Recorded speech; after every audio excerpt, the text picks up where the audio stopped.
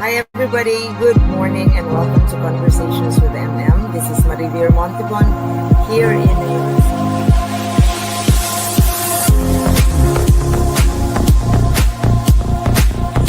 Kids, I think as long as they grow up proud of who they are, I feel like my job is done. Above all, never lose hope.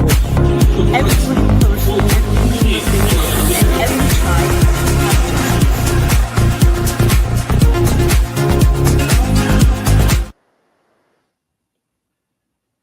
Hi everyone, good morning. This is Marivir here in Virginia, and I'm having a summer vacation and taking the time to interview somebody, a special guest, a member of a family of my family, and somebody we are so proud of.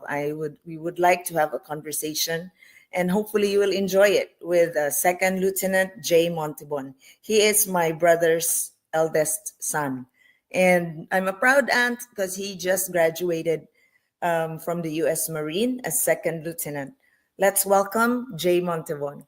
Hello, good morning. Good morning.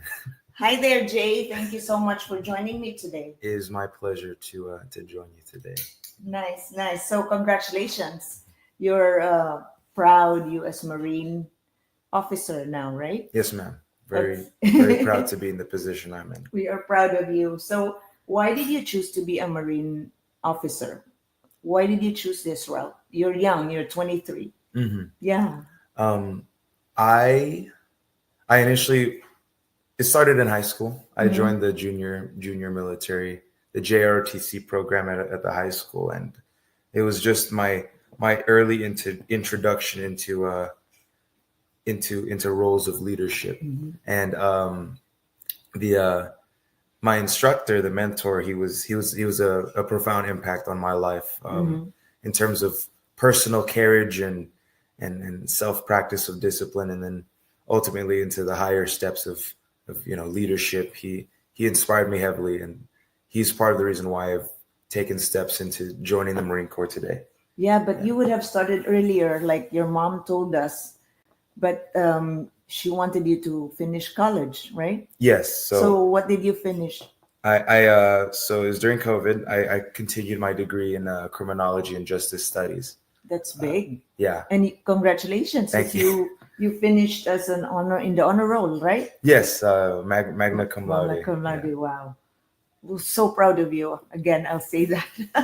So, but then the course of criminal justice is it related to being a U.S. Marine? Would you be able to optimize this course when you're in the military?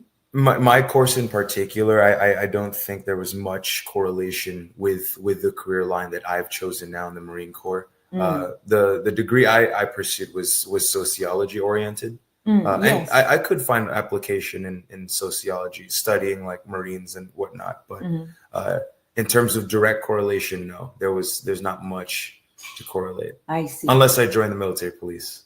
But Oh, okay. I don't intend on doing that. Okay. So, during your boot camp, was it? Could you describe it to us? Was it so difficult? Did you even think of? Did you even regret joining? Uh, it was, I would say, it was the most difficult thing I've done in my life to this point. It was physically straining as well as mentally straining. Yeah, we can see you lost weight yeah. very much. Yeah. They do emphasize exercise quite heavily in the Marine Corps with very, very tight fitness standards, especially for officers. Yeah. But yes, did I have doubts? Was that the question? Yeah.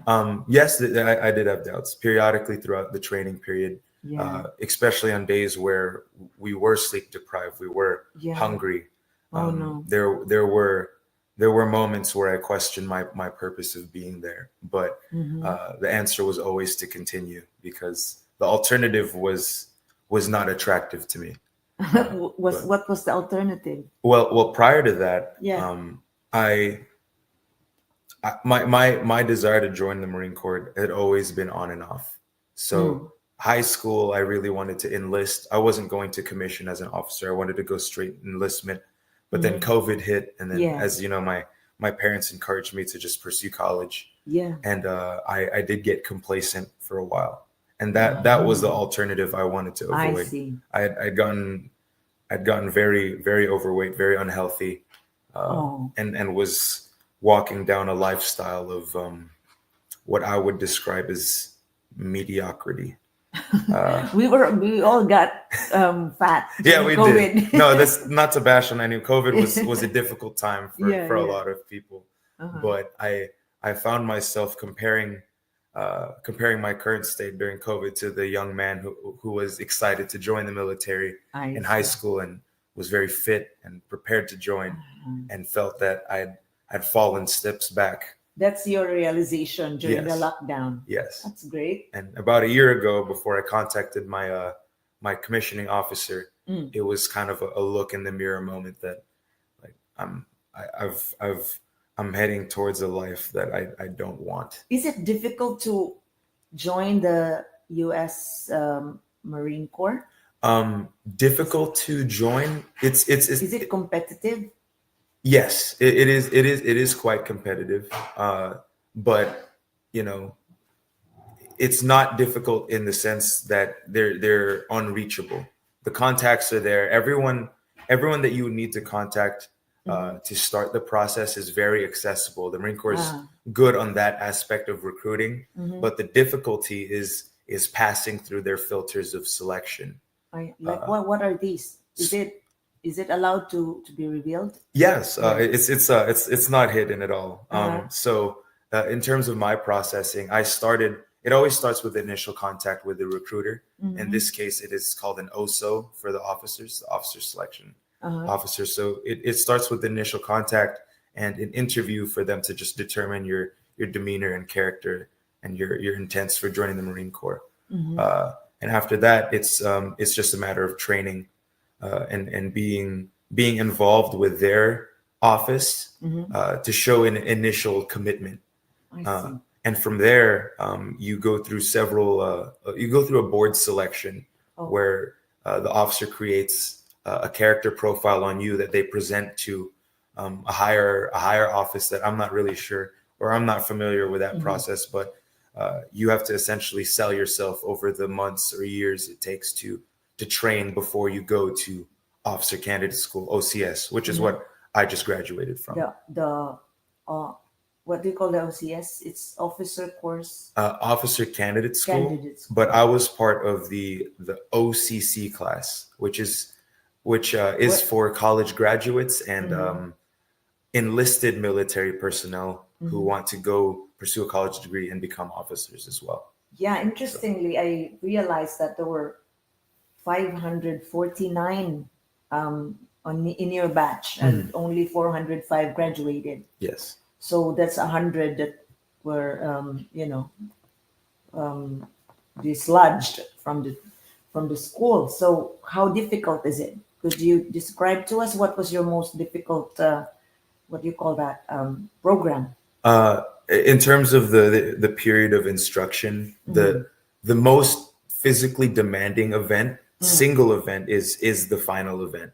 What was that? It is called the Forge, and it is it's a field exercise which we participate in that starts it starts at 1 a.m. on a Wednesday and ends on a Friday.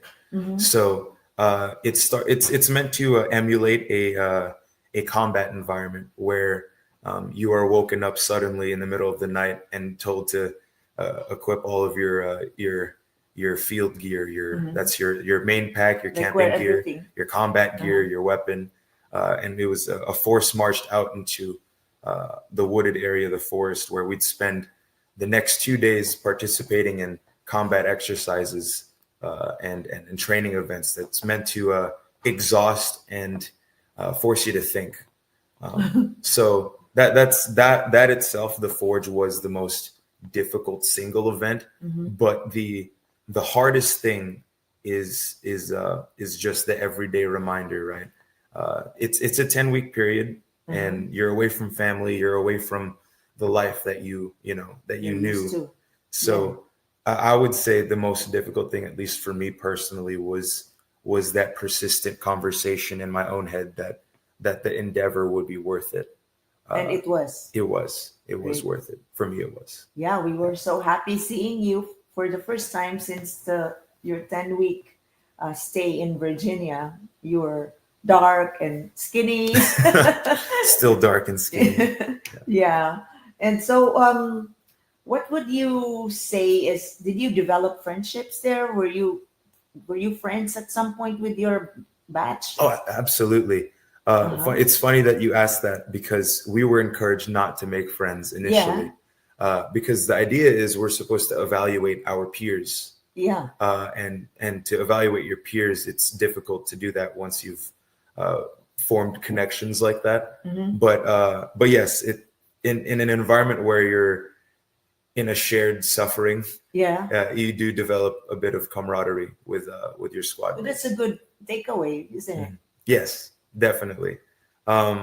It's there's something about sharing a struggle that encourages a stronger kinship with those around you. And I found myself aligning with individuals with backgrounds that I wouldn't necessarily, find myself if I were to do it in the civilian side. That you won't be able to be friends with them, right? Correct. Yes. Correct. So amazing. So it's a good memory and a good relationship establishment. Are you going to, all of you, are you going to the same process like you are going to TBS? Yes. Everybody else too? That is the pipeline for second lieutenants that finish from OCS.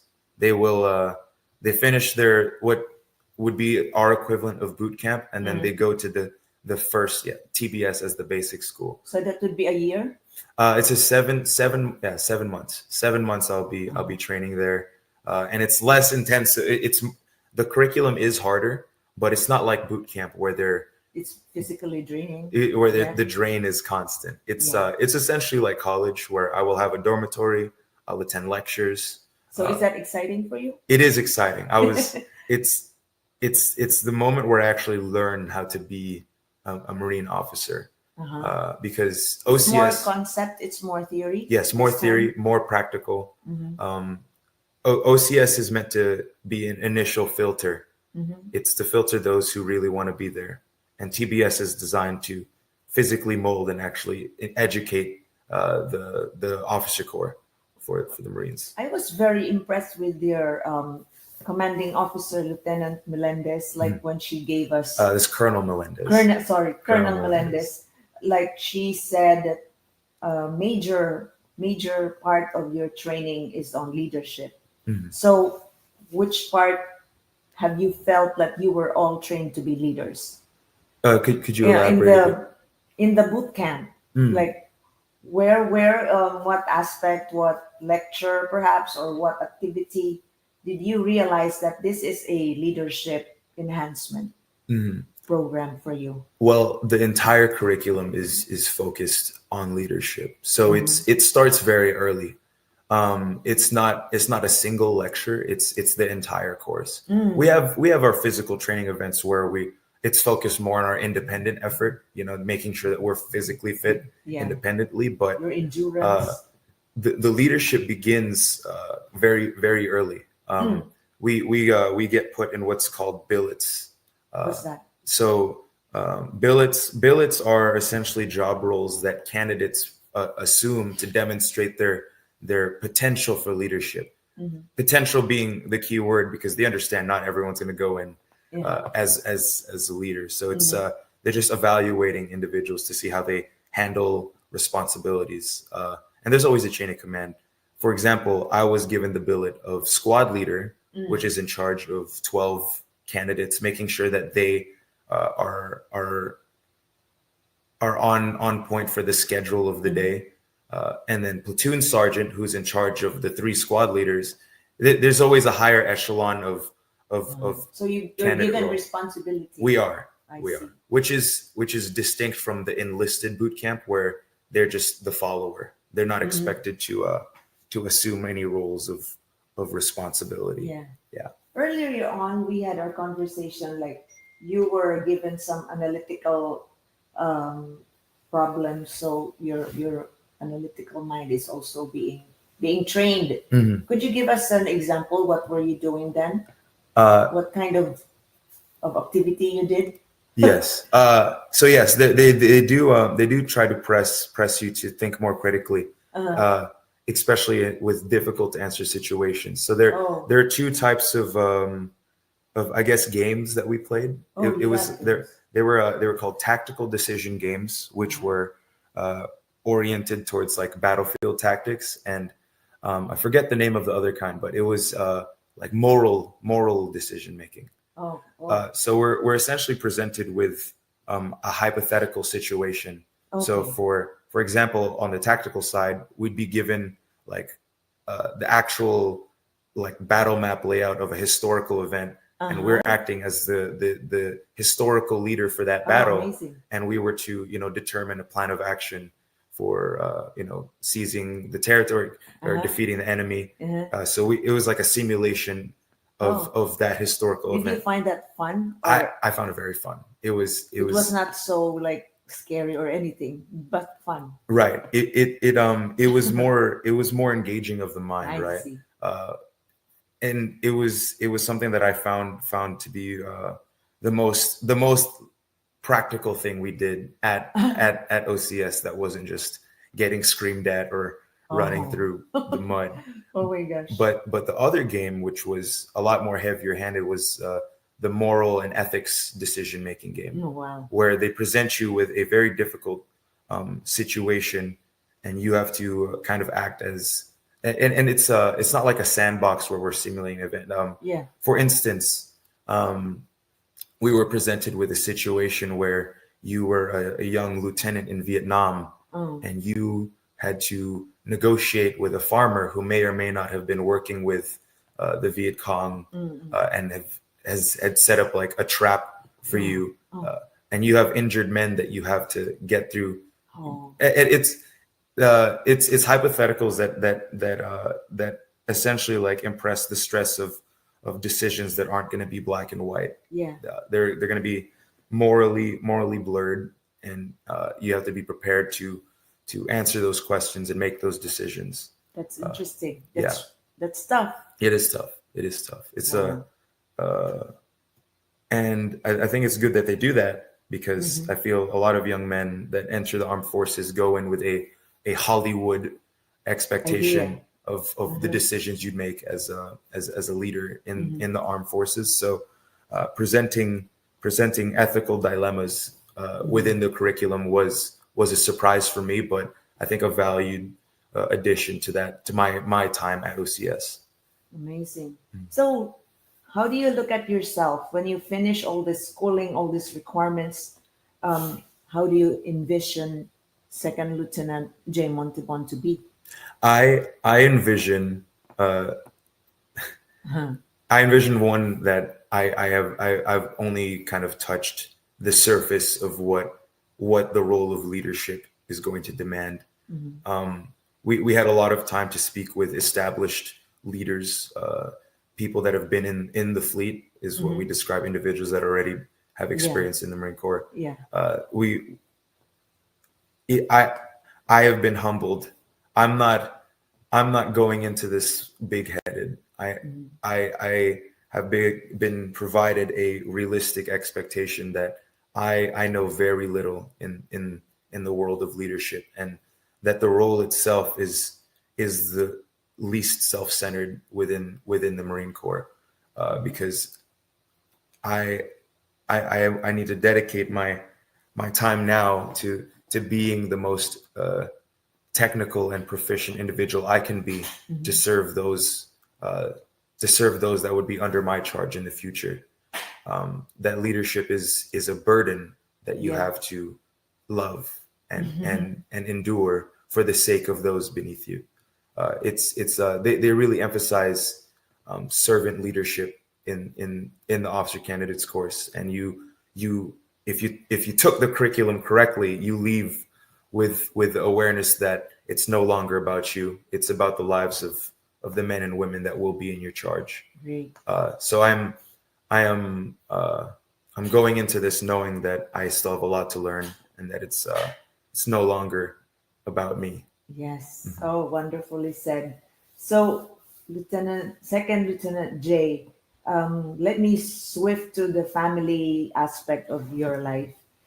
You're the eldest, right? So, and this was your decision by yourself, or have have your parents encouraged you to go into this the military route? Not at first. Uh-huh. When I had told my mom that I wanted to become a Marine, Mm-hmm. she she initially was not receptive to the idea of joining the Marines because of the Marine Corps' orientation towards combat environments. Mm.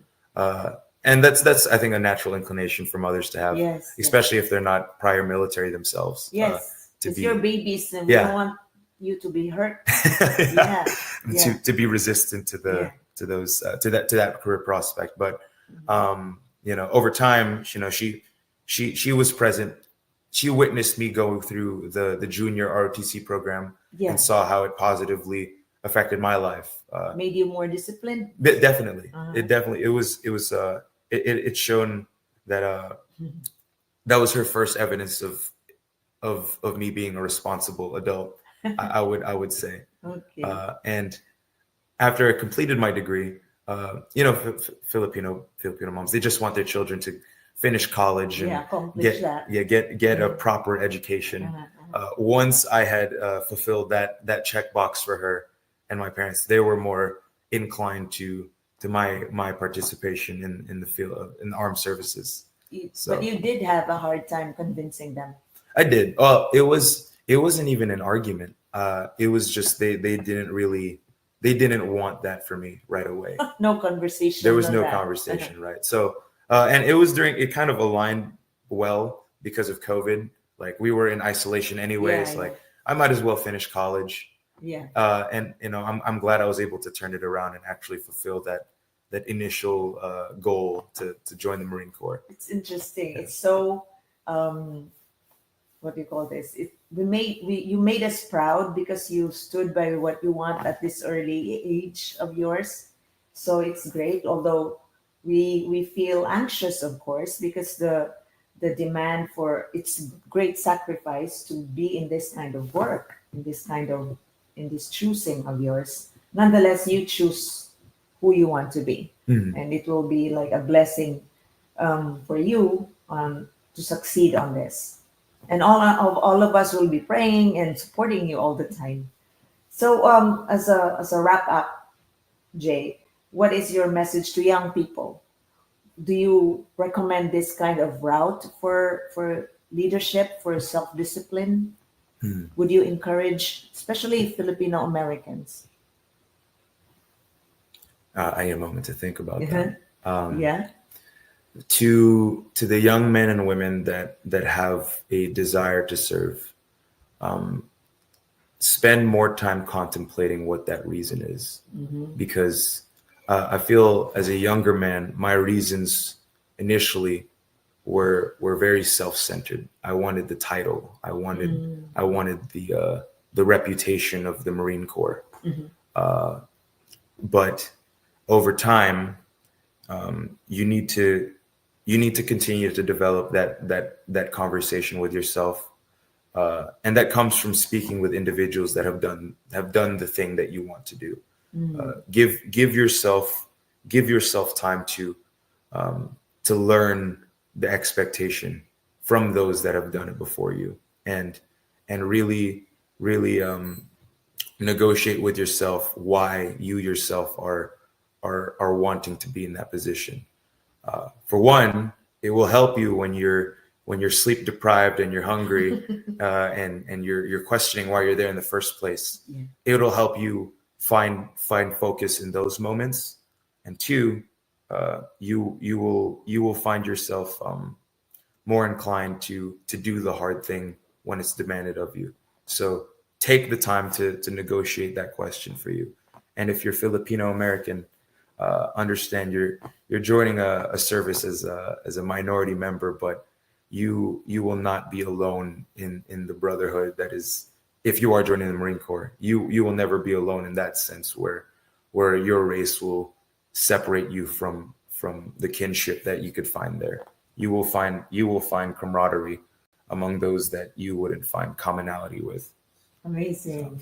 Oh, interestingly, before we wrap up again, Yeah. so that element, there you didn't have problem with that being so to speak the minority in your batch. Not at all. You're only one or two. There of the was Filipinos. We started with 3 Filipinos and ended with 2, with 1 on crutches by the end. Oh. But yeah, it was 2 Filipinos in a batch of, I would say maybe 70 or 80% white officer candidates. Amazing. So you're a rare species, I would say. Yeah, I'm the Congratulations and all the best to you, Jay. And my prayers and my concern are there for you. I appreciate that. Hopefully you will get what you want and be of service, really. Thank you. Thank Thank you. you. So, this is my nephew, and I'm so proud of him. Ladies and gentlemen, thank you so much for joining us. We are in an Airbnb here in Virginia, and hopefully you will enjoy your summer vacations and, take care of yourselves, take care of each other. Bye for now. Thank you, Semper Fi. Jay. Thank you.